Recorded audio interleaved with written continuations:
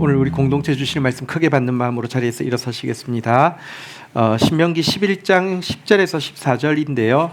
10절, 11절만 먼저 읽고 시작하도록 하겠습니다. 10절, 11절 우리 한 목소리로 받들어 읽겠습니다. 시작.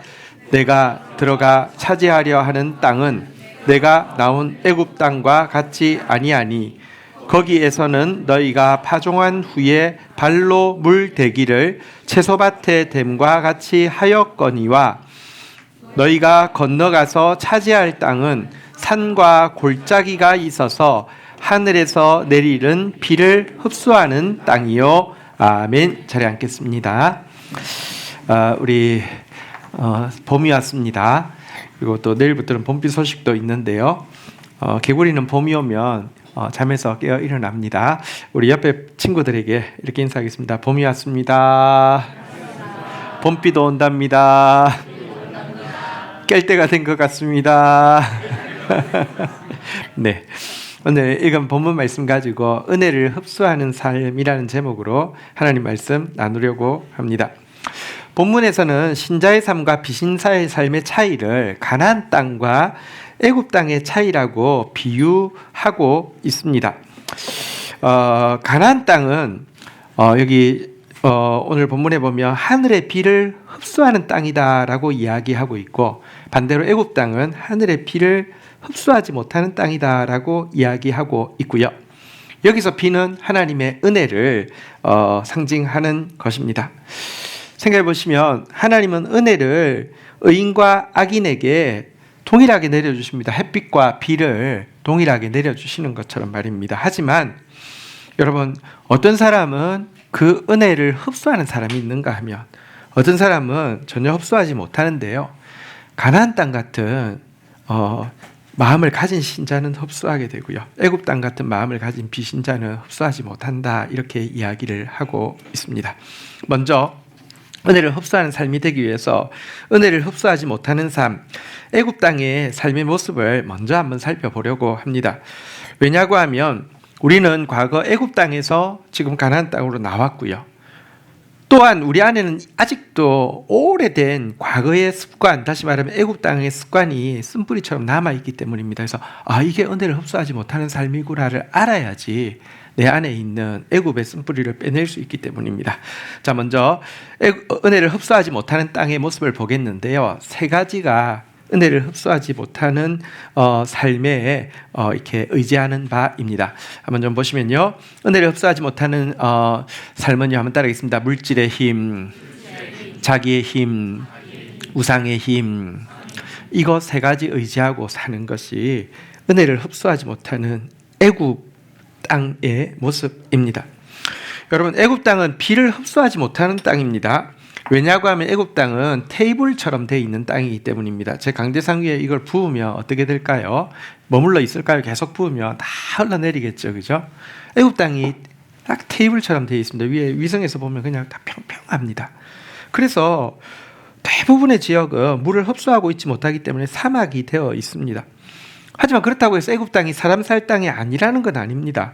사람 삽니다. 아니, 잘 삽니다. 세계 최대 문명의 발생지가 애굽입니다. 왜 그렇습니까?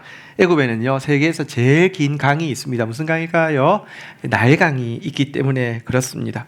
강 주위에는 비옥한 곡창지대가 형성되어 있기 때문에 잘 삽니다. 비가 하나님의 은혜를 상징한다고 하면 나일강은요, 물질의 힘을 상징합니다. 돈의 힘을 상징한다고 할 수 있습니다. 자, 그런데 이 나일강에 있는 물을 내가 이용하기 위해서는요, 오늘 10절 한번 다시 볼까요? 오늘 10절에 보면요, 애굽 땅에 대해서 거기에서는 너희가 파종한 후에 발로 물대기를 채소 밭에 댐과 같이 하였거니와, 이렇게 되어 있습니다. 애굽에서는요, 나일강이 흐르는데 그 물을 내 밭까지 이끌어 오려고 하면 뭘 해야 되냐고 하면요, 발을 가지고 물을 대기 위해서 돌린다는 것입니다. 이게 뭐냐면 수차라는 것입니다. 혹시 뭐 이렇게 사진이나 이런 데서 본 적 있습니까? 사람이 물레바퀴 같은데 이제 이렇게 발로 돌릴 수 있게 되는데 위에서 이렇게 돌리고 있는 게 이게 수차라는 것입니다. 그러니까 애굽 쪽에는 이렇게 수차를 돌리면 물이 당겨올 거 아니에요, 그죠? 이걸 가지고 물을 대서 그 물을 이용하는데요. 수차는 자기 힘을 상징하는 것입니다. 곧 애굽 땅의 삶이란, 은혜를 흡수하지 못하는 삶이란 가장 중요한 것은, 세상에서 가장 중요한 힘은 물질의 힘이야. 그리고 그 물질의 힘을 내가 가지려고 하면 자기 힘이 있어야 돼. 자기의 힘으로 해야 돼. 아무도 날 도와주지 않아. 이거 믿고 사는 것이 애굽 땅의 삶의 방식이라는 것입니다. 물질의 힘, 자기의 힘. 그런데 또 애굽 땅에 한 가지 큰 이벤트가 있습니다. 그게 무엇이냐고 하면 나일강의 범람입니다. 아까 테이블을 갔다고 했잖아요, 그죠? 그래도 이제 아무래도 나일강 쪽이 조금 낮으니까 그쪽으로 모이겠죠. 하지만 문제는 여러분, 한꺼번에 비가 내리기 때문에 모이면 반드시 나일강이 감당할 수 있는 양을 넘기 때문에 무조건 범람이 일어나게 됩니다. 자, 이 범람이라는 것, 이것은요, 어떤 사람에게는 자기가 기거하던 집, 부쳐 먹던 땅을 비롯해서 모든 세간살이를 한순간에 잃어버리게 합니다. 왜냐고 하면 여기 범람을 해버리면요, 아예 자기가 있던 지역이 수몰 지역이 돼서 아예 없어지는 경우가 비일비재합니다. 제일 큰 강이기 때문에 그 강이 넘쳤을 때는 엄청난 파급 효과가 있습니다. 반대로 어떤 사람한테는요, 대박이 날 수도 있습니다. 왜냐고 하면 자기 땅은 워낙에 약간 외져 있어서 못 쓰는 땅이나 마찬가지인데 이번에 범람을 하면서요, 그 토사가 자기 밭을 덮게 되면요, 그 땅은 완전 대박이 나는 것입니다. 물론 어떤 사람에게 재앙이 되고 어떤 사람에게 대박이 되냐고 하면 대부분의 경우는 여러분, 못 가진 사람들에게는요, 저소득층 사람들, 그 아이들한테는 이 나일강의 범람이라는 것은 재앙 이벤트가 되고요, 많이 가진 사람, 고소득층 자제들한테는요, 대박이 됩니다. 제가 지금으로 설명하면 이런 것입니다. 변두리 땅에 집이 있었는데요, 갑자기 거기 살고 있었어요. 재배할 공지가 떴어요. 어떤 일이 일어날까요? 그곳에 살던 사람 중에 대부분 변두리 땅이면 가난한 사람들이 새 살고 있는데요, 그 사람들은 재개발하면 좋아요, 안 좋아요? 쫓겨나요. 그런데 땅 있고 돈 있고 정보가 있어서 미리 막 대규모로 사놨던 사람은 한몫 단단히 잡는 거잖아요, 그죠? 그런 일이 애굽에서 일어나는 게 바로 범람이라는 사건입니다. 자, 이 범람을 요즘으로 이야기하며, 애굽 땅의 범람을 요즘 사태로 이야기하면, 예를 들면 사태죠. 예를 들면 쇼크죠. 예를 들면 쿠데타죠. 예를 들면 전쟁이죠. 이런 일들입니다. 그런데 보십시오. 앞에서 말씀드렸다시피 대부분의 사태, 쇼크, 쿠데타, 전쟁이요, 실제 권력 있는 층에는 거의 대부분 유리한 이벤트입니다. 여러분, 우리나라 IMF 사태 있었습니다. 가난한 사람들은 나라 살린다고 금 팔고 있는데요, 진짜 부자들은 금 안 팔아요. 금 다 모았어요. 왜냐하면 금은 어차피 오르니까. 무슨 오일 쇼크 와요, 가난한 사람들은 진짜 못 사는데요, 여러분, 증권사들 이런 사람들은 더 돈 버는 기회가 됩니다. 쿠데타도 마찬가지입니다. 여러분, 대부분의 경우 왜 친위 쿠데타가 일어나는 줄 아십니까? 거의 성공하니까요. 전쟁도 여러분 보십시오. 총알바지로 나간 사람은 죽지만 전쟁 일으키기를 원합니다. 권력층은요, 남는 장사예요. 굉장히 남는 장사예요. 자기가 지지율이 낮아도요, 전쟁 때문에 다 덮이기도 하고요, 돈 곳간이 비어도요, 자기 비자금 창고에 돈 엄청 모을 수 있는 게 전쟁 이벤트입니다. 근데 문제는 가끔은 이런 사태, 쇼크, 쿠데타, 전쟁이요, 이 권력층에게도 안 좋게 작용할 때가 있습니다. 이집트는 왕조가 여러 번 바뀌었는데요, 왜 바뀌냐고 하면 나일강 범람과 관련이 있습니다. 보통은 자기한테 유리하지만 나일강이 심하게 범람해서 나일강이 이렇게 흐르고 있었고요, 여기에 왕도가 있었습니다. 근데요, 나일강이 가끔은요, 이렇게 흘러가기도 합니다. 그러니까 자리를 완전히 우회하기도 합니다. 여기는 멸망하고요, 여기 새로운 왕도가 생기게 됩니다. 이런 게 이집트 왕조가 바뀌는 이벤트인데요.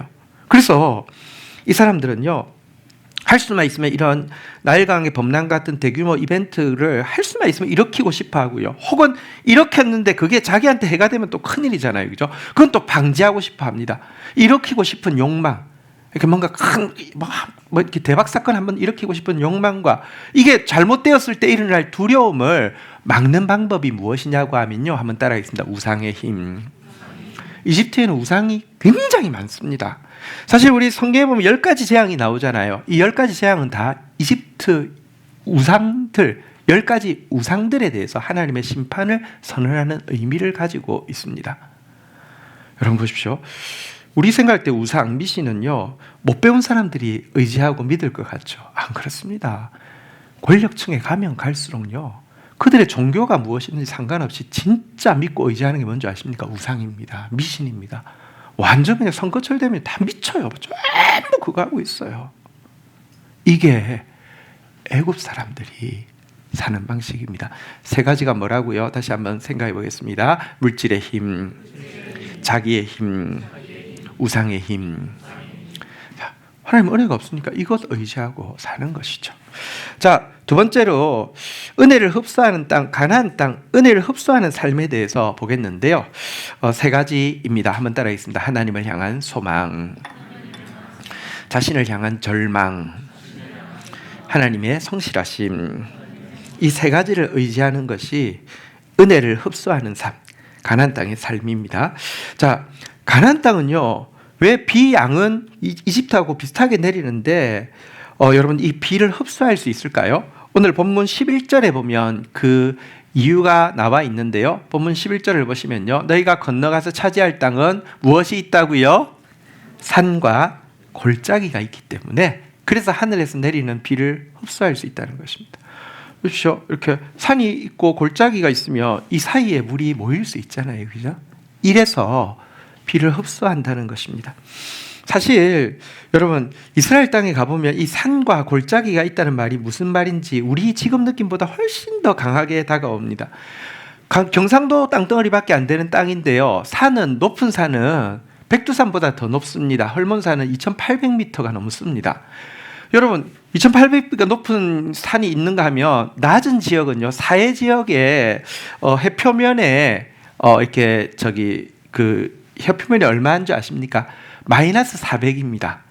그러니까 제 말은 사해 바다 깊은 곳을 이야기하는 게 아닙니다. 사해 바다 시작하는 해표면이 마이너스 400입니다. 이거 편차가 우리나라 경상도 정도밖에 안 되는데 3200m가 차이가 납니다. 그래서요, 우리는 산 그러면 아름답다, 산이 있으니까 경치가 좋은데, 골짜기 그러면 야, 거기에다가 집 지으면 뷰가 좋겠는데 땅값 오르겠는데, 이런 느낌이에요. 이스라엘에 가보면 전혀 다른 거 알 수 있습니다. 산 그러면 너무 험하고요.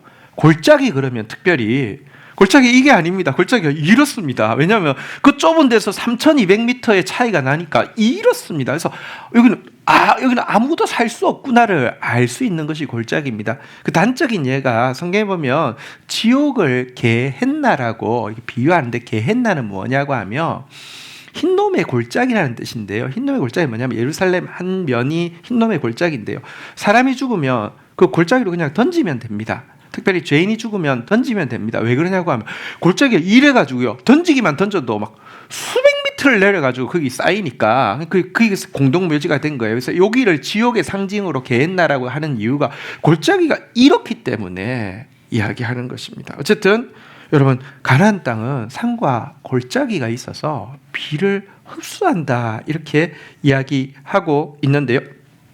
여기 가나안 땅에 있는 산은 무엇을 이야기할까요? 한번 따라하겠습니다. 하나님을 향한 소망. 신자가 하나님을 믿게 되면요, 또 말씀을 읽게 되면요, 가지게 되는 것이 하나님이 얼마나 높고 거룩하신 분이신지를 알아가게 됩니다. 믿어지게 됩니다. 깨닫게 됩니다.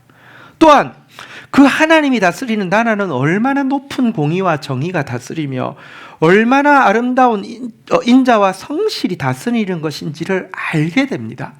그리고 그 놀라우신 하나님께서 나같이 작은 자를 향해서 계획을 가지고 계시는데, 그것이 나의 생각을 뛰어넘게 높은 소명이라는 것도 알게 됩니다.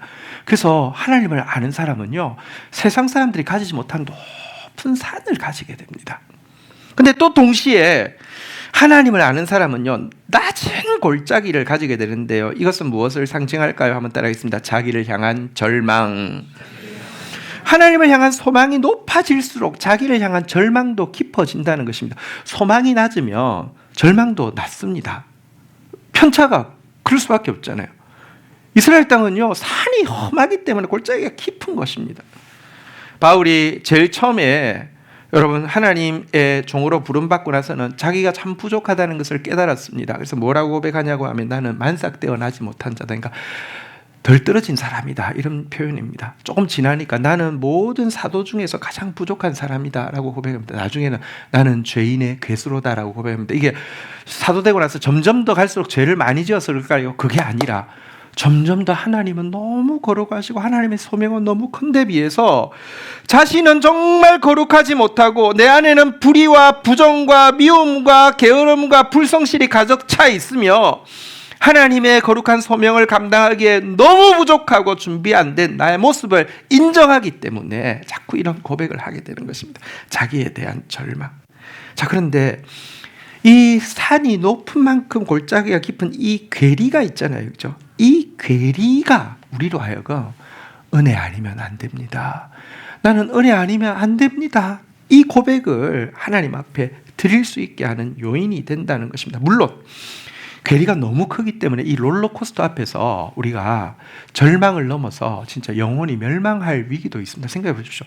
어떤 때는 내가 진짜 스스로 생각해도 천사처럼 이렇게 거룩해지는 것 같은데 어떤 때는 진짜 마귀처럼 내려가는 모습이 계속 반복되면요, 그냥 포기하고 싶고 그냥 죽고 싶고 멸망하고 싶을 때가 있습니다. 그런데 여러분, 가나안 땅에는요, 하나님을 향한 소망과 자기를 향한 절망뿐 아니라 한 가지가 더 있는데 12절 한번 읽어볼까요? 같이 한번 읽도록 하겠습니다. 시작.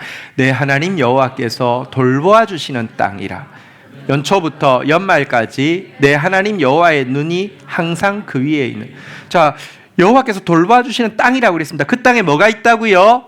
산도 있고요, 골짜기도 있습니다. 이 말은 무슨 말입니까? 하나님의 눈은 어디에 있다고요? 산에도 있고요, 골짜기에도 있습니다. 내가 산에 있을 때에도 주님의 눈길이 함께하고요, 골짜기에 있을 때도 주님의 눈길이 함께하고요, 내가 연초에도 내가 연말에도 주님의 눈길이 항상 함께한다는 것입니다. 게다가 그 눈길은 따뜻한 사랑의 눈길이라는 것입니다. 한번 생각해 보십시오. 때때로 우리가 높은 산, 정말 높고 고매한 곳에 내가 스스로 이런 것 같은 때가 있습니다. 하나님을 닮아가는 때가 있습니다. 그때도 주님이 빙긋이 웃으면서 그래도 넌 진흙이야 라고 웃으면서 사랑의 눈으로 바라보고 계신다는 뜻이고요.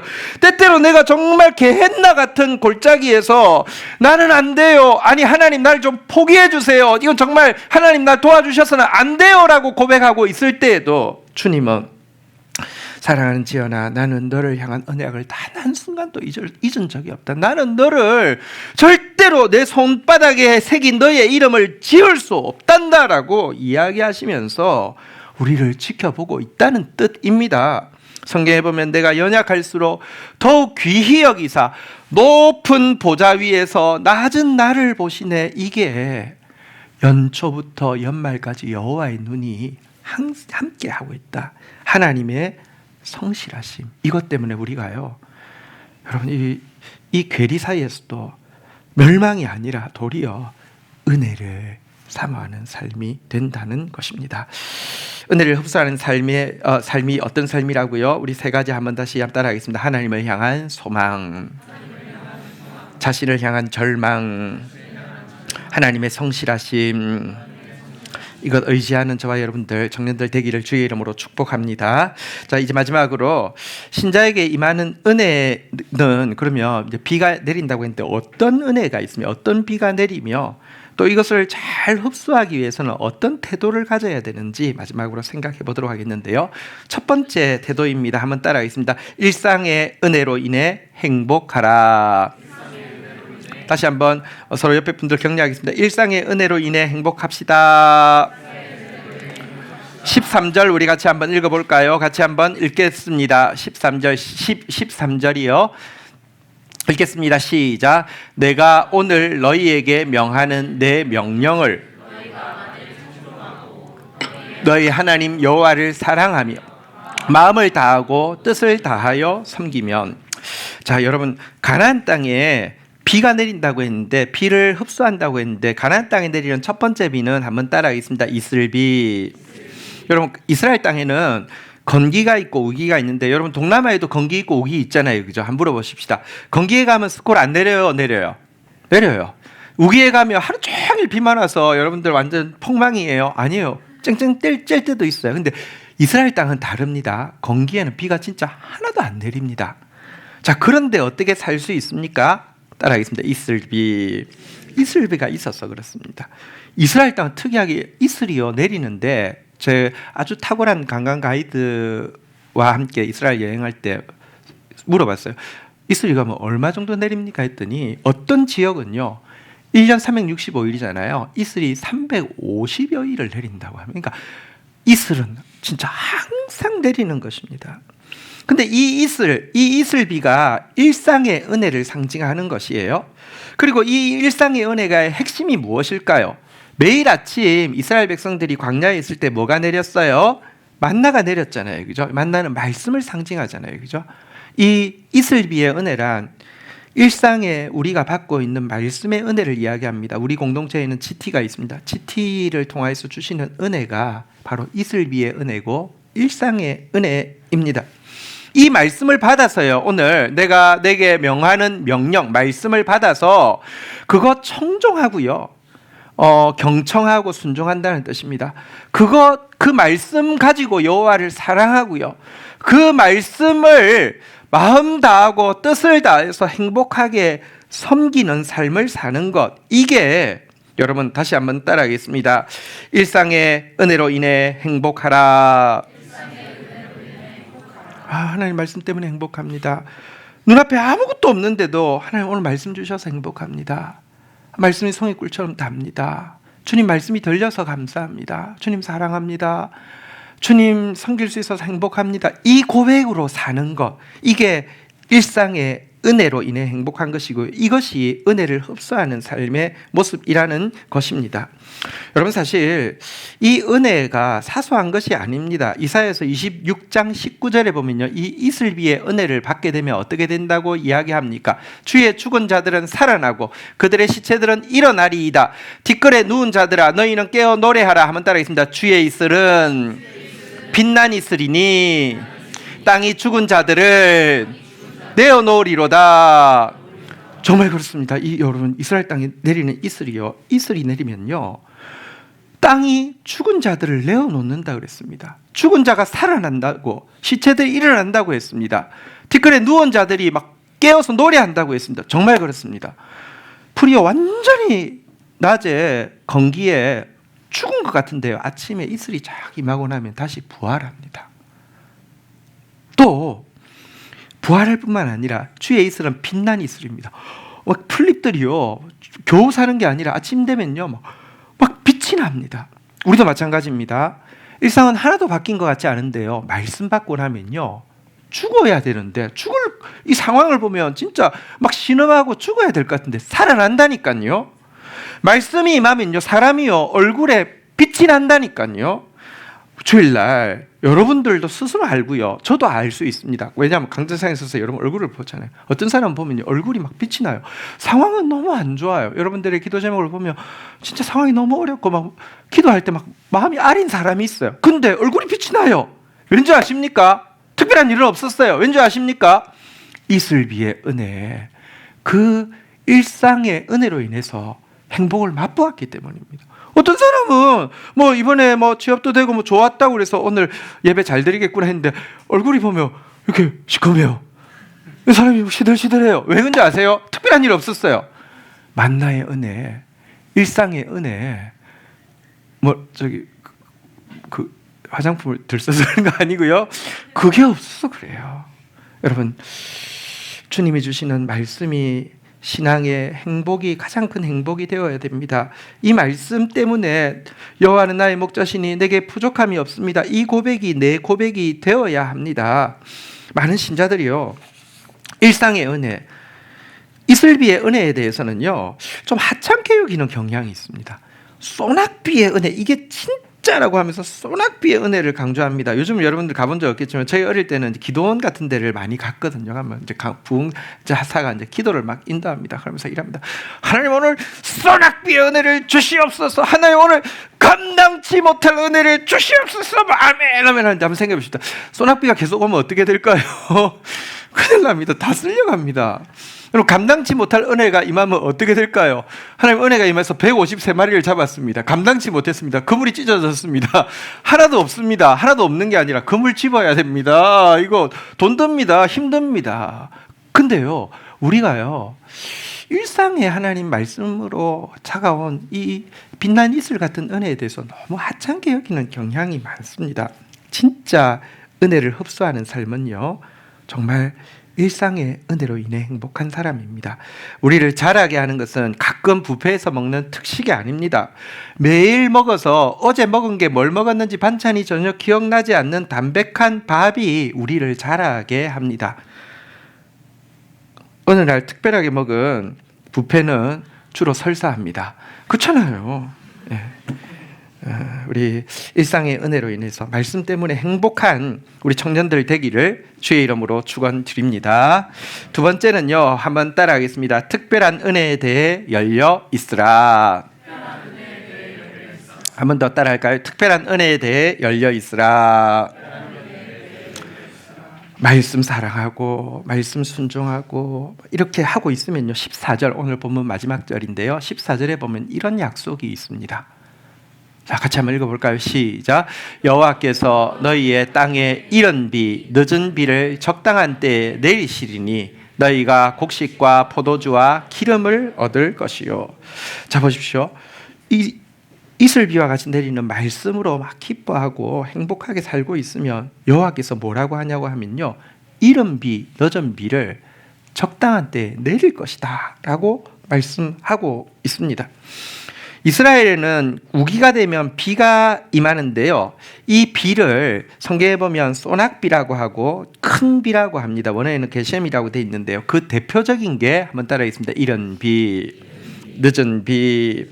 이른 비란 파종기에 내리는 비인데요, 딱딱한 땅에는 씨앗 뿌려봤자 다 죽습니다. 근데 씨 뿌리기 직전에요, 하늘에서 이른 비가 확 내려서요, 땅을 촉촉하게 부드럽게 만들어주는 비를 이른 비, 소낙비라고 하고요. 늦은 비라 이제 추수 앞두고 마지막으로 곡식이 힘을 얻어야지 곡식이 연걸고 충실해지는데 이때 촉촉히 내리는 비를 늦은 비라고 합니다. 늦은 비의 소낙비, 게셈이라고 하는데요, 여러분, 이 소낙비는 이슬비와는 달리 한번 따라하겠습니다. 특별한 은혜, 특별한 은혜를 상징합니다.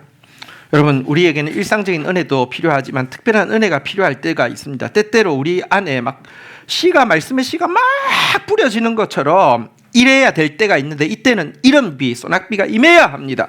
또 때때로 우리 공동체가 막 결실이 막 맺혀야 될 때가 있습니다. 이때는 늦은 비, 소낙비가 임해야 합니다. 그리고 하나님은 그 때가, 적당한 때가 언제인지 아시고요, 그때가 되면 꼭 소낙비를 주시겠다고 약속하고 계십니다. 에스겔서 34장 26절에 보면 이렇게 이야기합니다. 같이 한번 읽어볼까요? 시작. 내가 그들에게 복을 내리고 내 산 사방에서 복을 내리며 때를 따라 소낙비를 내리되 복된 소낙비를 내리라. 주님의 때가 되면요, 소낙비를 예비해 놓으신다는 것입니다. 복된 소낙비를 내려줄 것이라고 약속하고 있습니다. 주님은 압니다. 일상의 은혜 너무 소중하지만 특별한 은혜가 있어야 됨을 알고 그때가 언제인지도 알고 그때가 되면 복된 소낙비를 내려줄 거라고 이야기하고 있습니다. 내려줄 것이기 때문에 우리한테도 요구합니다. 그 소낙비를 구하라고 요구합니다. 스가랴서 10장 1절에 보면요, 이렇게 이야기합니다. 봄비가 올 때 여호와 곧 구름을 일게 하시는 여호와께, 한번 따라하겠습니다. 비를 구하라. 비를 구하라. 우리에게 소낙비를 내려서 밭의 채소를 각 사람에게 주시리라 라고 이야기하고 있습니다. 비를 구하라 라고 이야기하고 있는데요, 생각해 보십시오. 특별한 은혜가 때를 따라 필요하다는 사실을 믿고 그 특별한 은혜 주시기를 구하고 기대하는 이 믿음과 기대가 없다고 하면, 보십시오, 농부가 이런 비가 있을 것을 믿지 않으면 씨앗을 준비하지 않겠죠. 늦은 비가 있을 것을 믿지 않으면 창고도 준비하지 않을 것이고 추수할 일꾼도 준비하지 않겠죠. 그때 이른 비 임하면 뭐합니까? 씨를 못 뿌리는데요. 늦은 비 임하면 뭐합니까? 추수를 못 하는데요. 그래서 주님은요, 우리한테 특별한 은혜가 있다는 사실을, 소낙비의 은혜가 있다는 사실을 믿고 기대하고 준비하라고 했는데요, 특별한 은혜를 위한 최고의 준비가 무엇이냐고 하면요, 한번 다시 따라하겠습니다. 특별한 은혜에 대해 열려 있으라.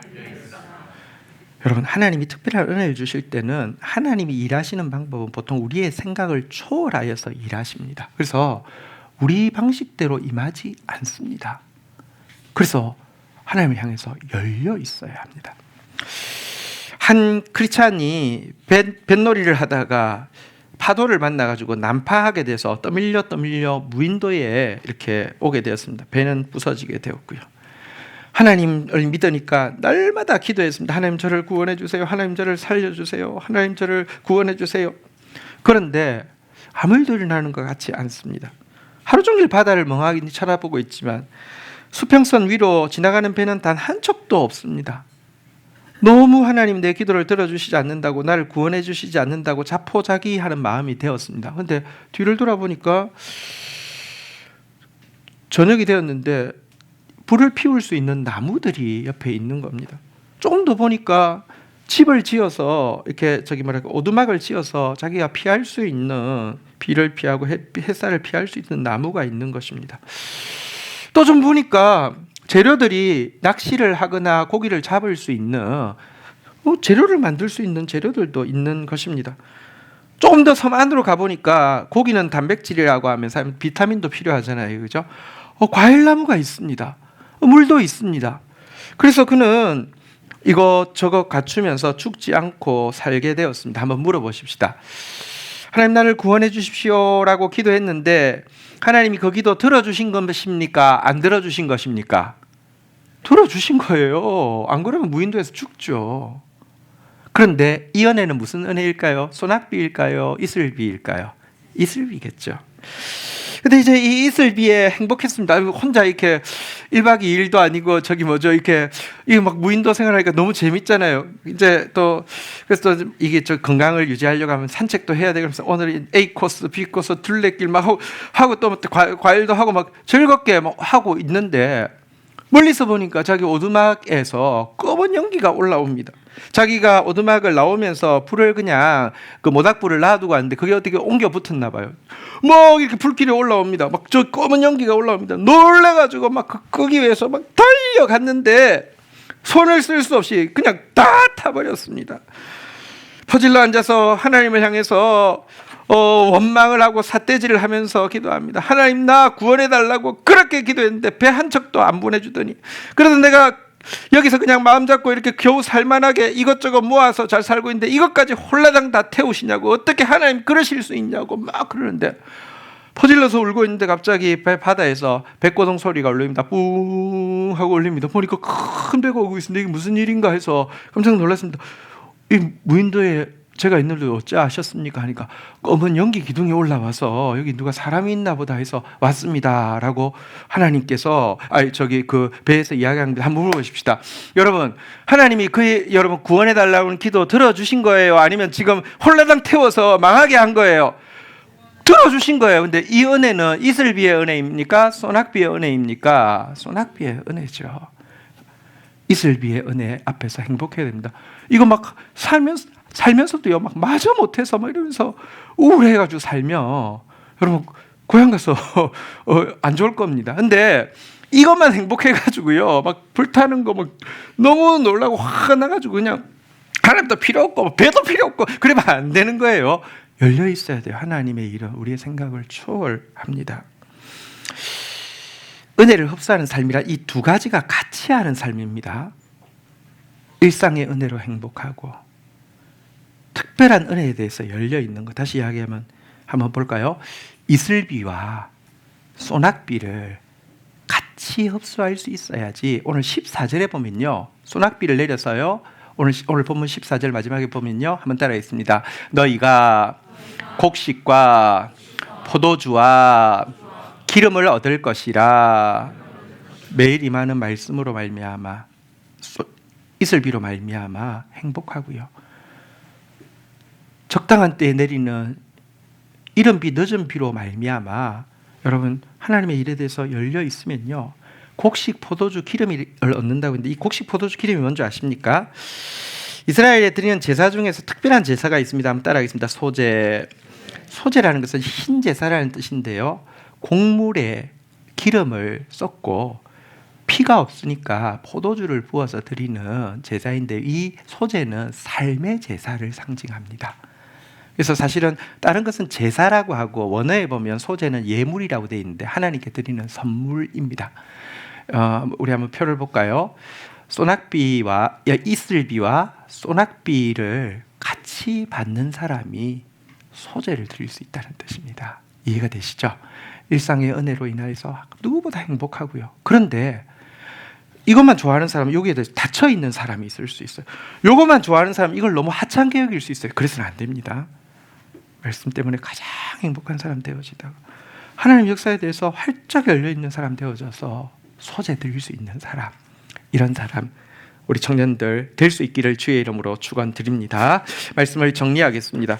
어릴 때 학생회, 청소년부 수련회 같은 데 가면 아이들, 여러분 청소년부 수련회 오는 친구들 중에서 여러분 오고 싶어서 온 청년들, 청소년보다는 그냥 아무 생각 없이 온 청소년들이 많잖아요, 그죠? 근데 그때는 꼭 우리 시대 때는 그랬어요. 첫날 되면 이제 쭉 앉아가지고, 자, 이번에 이 수련회 오면서 기도 제목을 한번 이야기해 봅시다. 이렇게 막 그 선생님 시키거든요. 아무 생각 없어요. 지금 수련회 온 기도 제목 없어요. 그러면 한 사람씩 돌아가면서 다 말하게 하거든요. 그러면 그때 제일 많이 하는 말이 뭔지 아십니까?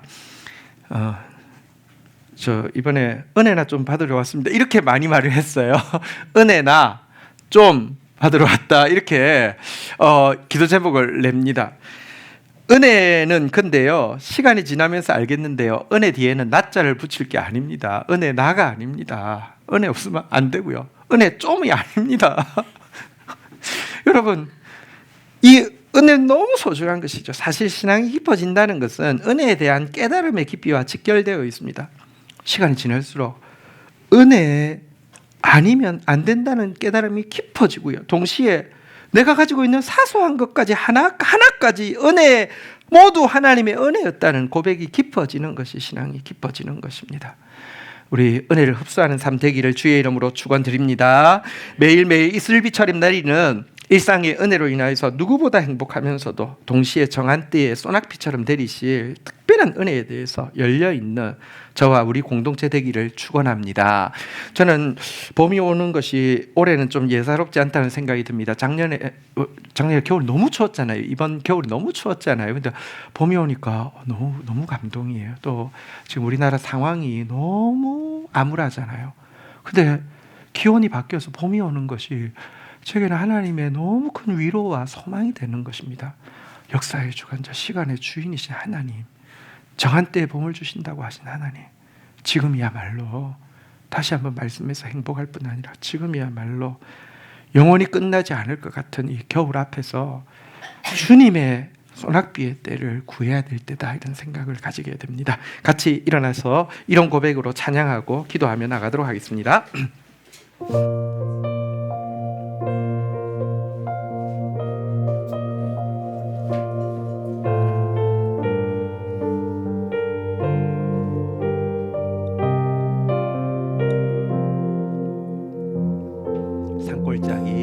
산골짜기 여기저기 봄의 향기가 겨우내 숨어있던 산새들의 노래 들리고 산등성이 하얀 눈은 이제 보이지 않고 이것이 우리 주님 약속하신 봄의 모습 아닌가. 내가 독려했던 본신한 날들과 영원히 계속될 것만 같았던 추운 겨울을 주님의 약속대로 흔적도 없고 내 하나님 행하신 일 만물이 찬양하누나.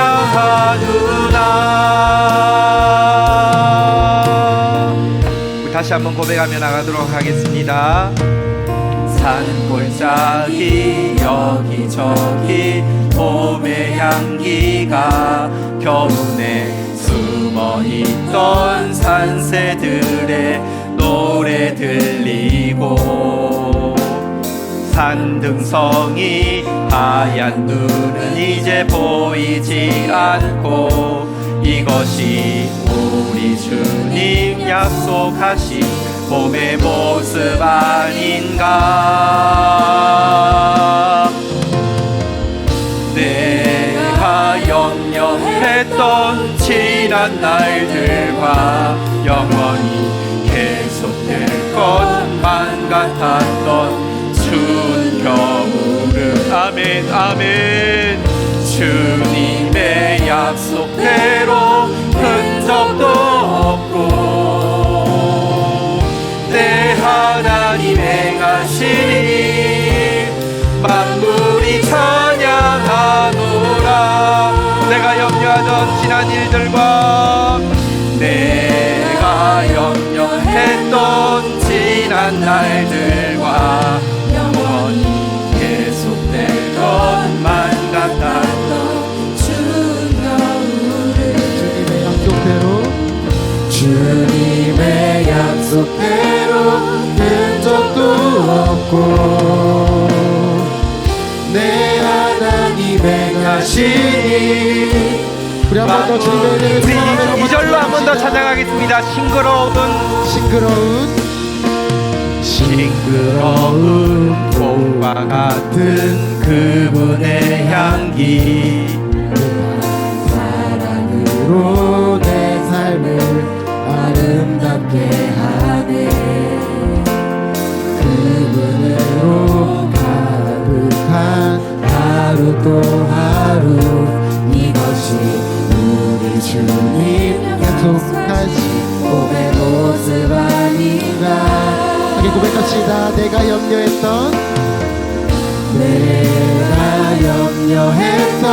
지난 날들과 영원히 계속될 것만 같았던 추운 겨울을 주님의 약속대로 흔적도 없고 내 하나님 행하시니 만물이 찬양하느라. 내가 염려했던 지난 날들과 영원히 계속될 것만 같았던 추운 겨울을 주님의 약속대로 흔적도 없고 내 하나님 행하시니 만물이 찬양하느라. 아멘. 함께 자리에 앉으셔서 기도하기 원합니다. 시간 기도할 때 우리에게 베푸신 그 주님의 은혜를 기억하며 먼저 감사의 고백으로 나아갔으면 좋겠습니다. 우리 하나님은 신실하신 분이십니다. 우리를 향해서 끊임없는 사랑으로 날마다 은혜를 베푸시는 성실하신 하나님이십니다. 때로는 우리 삶이 정말 너무나도 뛰어난 그런 믿음의 모습을 가질 때에도, 또 때로는 시험 가운데 넘어져서 삶의 어려움 가운데 절망했을 때에도, 산에도 골짜기에도 시내에도 광야에도 날마다 은혜를 베푸시는 좋으신 분이십니다. 그 하나님 앞에 우리가 응답해야 할 것은 그 때를 따라 돕는 은혜를 얻기 위하여 은혜의 보좌 앞에 담대히 나아가는 것임을 시간 다시 한번 기억했으면 좋겠습니다.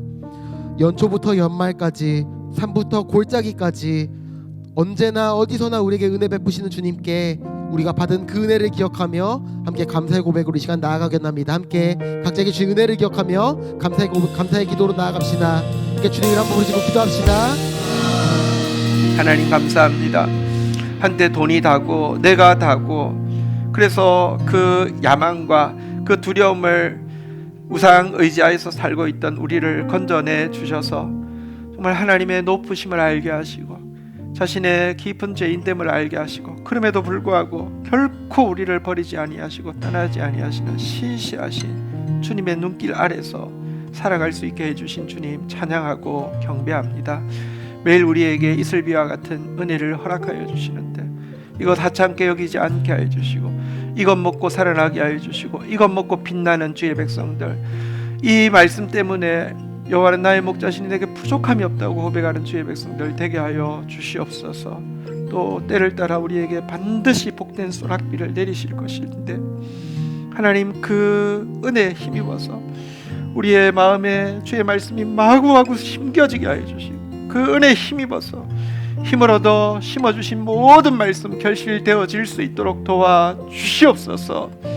지금은 참으로 복된 소낙비를 우리가 간구해야 될 때이며 그와 같은 약속하신 소낙비가 내려야만 할 때임을 고백합니다.